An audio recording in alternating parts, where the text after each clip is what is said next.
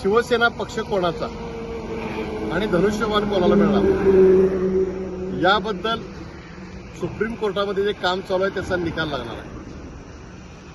संपूर्ण भारत देशामध्ये महाराष्ट्रामध्ये भारतीय जनता पक्षानं सत्तेच्या माध्यमातून पक्ष फोडणे, पक्षाचं महत्त्व कमी करणे, पक्षाचं चिन्ह निवडणूक आयोग सारखी यंत्रणा ताब्यात घेऊन ज्यांनी पक्ष स्थापन केला त्यांच्यापासून ते चिन्ह हिरावून गेलं हे आजपर्यंत करत आलेले। न्यायालयामध्ये 1.5 वर्षानंतर शिवसेना पक्ष कोणाचा, धनुष्यबाण चिन्ह कोणाला मिळणार याबद्दल निकाल लागणार आहे। अजूनही आमचा न्यायव्यवस्थेवर विश्वास आहे। न्यायव्यवस्था आम्हाला साथ देतील असं मला वाटते आणि वंदनीय शिवसेना प्रमुख बाळासाहेब ठाकरे यांनी स्थापन केलेला पक्ष आणि त्याचबरोबर